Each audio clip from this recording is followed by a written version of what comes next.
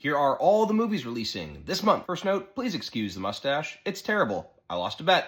Oops. There are three major films dropping the first week on March 6th. First up is The Bride, the new Bride of Frankenstein pseudo-adaptation written and directed by Maggie Gyllenhaal of all people. The cast is pretty kick-ass, but I've been saying this ever since the first trailer dropped. It looks like way too much of a theater kid movie. And judging by the early reviews, it sounds like it's just as obnoxious as I expected. Thank God the awards voting window is just about to close, because Jessie Buckley may have been this close to actually acting herself out of an Oscar. Besides, we already got an artsy-fartsy Frankenstein adaptation only like 5 months ago. What are we doing here? Next, also releasing March 6th, the new Pixar film Hoppers. It follows an animal-loving human whose mind is transferred into a robotic beaver in order to communicate with wildlife while saving their habitat from destruction, but then she ends up accidentally starting an animal uprising in the process. It looks like quintessential Pixar in that it's comedically kid-friendly, but also has plenty of deeper appeal for adults. Probably this time in some form of an ecological message or something. I don't know. Pixar isn't really as surefire as it used to be, but this one looks fun. Last up for March 6th, we've got the Netflix original War Machine, which is somehow the second Netflix original movie with that title. The film stars Thad Castle himself, Alan Ritchson, as a U.S. Army Ranger encountering a deadly robotic alien entity during a training mission. It looks like a hefty amount of big dumb fun, and when you have something as pretentious as The Bride releasing the same weekend, it's always good to squeeze some schlock in there. For the following week, releasing March 13th, I've got two films on my radar. The first of which is the A24 horror film Undertone, a widely praised festival darling from last year that follows a podcast host stumbling upon audio recordings of supposedly paranormal events and dealing with the demonic fallout that transpires. The trailer looks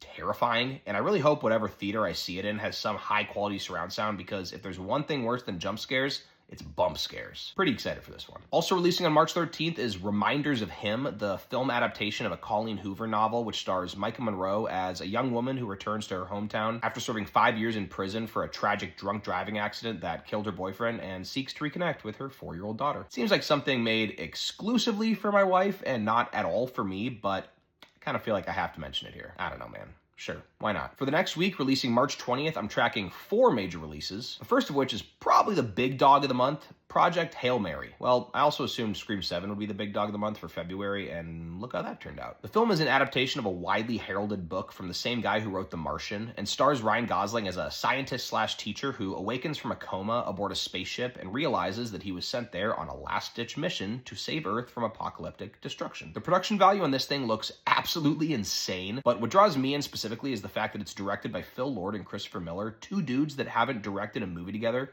since 22 Jump Street and the Lego Movie in 2014. The hype is there, let's see if the quality is too. Also releasing on March 20th, my personal big dog of the month, Ready or Not 2, Here I Come. God, don't you just love when title writers completely understand the assignment? I am a massive fan of the first Ready or Not, so anything that brings back Samara Weaving's doomed bride character and adds in a stacked cast with people like Catherine Newton, Sarah Michelle Gellar, and Elijah Wood is just an absolute no-brainer in my book. Looks exactly as violent, bloody, and darkly comedic as I'd expect it to be, so let's go, baby. Next, also releasing March 20th on Netflix, we've got the long-awaited Peaky Blinders film, The Immortal Man. I'm not gonna lie, guys. I'm not a huge Peaky Blinders fan, simply because I never got all the way into it, but I know a lot of y'all really dig this shit, which I can appreciate. Also, the new cast additions are crazy, with the likes of Rebecca Ferguson, Tim Roth, and Barry Keoghan, so hell yeah to that. And last up for March 20th, obviously the most important film of the month, The Pout Pout Fish. If you have young children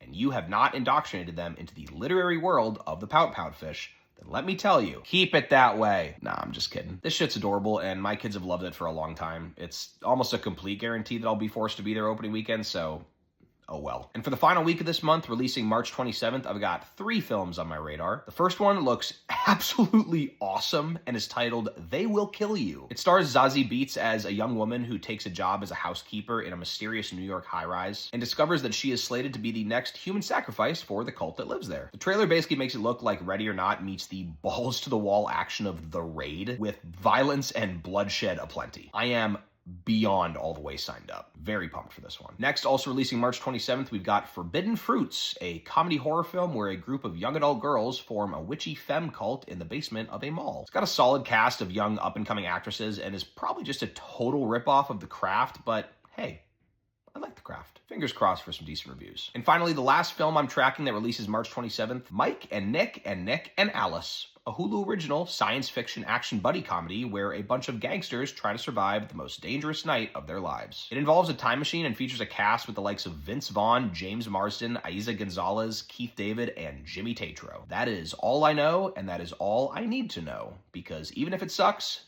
that sounds like just a wild premise. I am in. So anyway, there's the March 2026 movie release calendar. Comment the films that you're most excited for, and let me know if there are any other big ones that I missed. Peace out.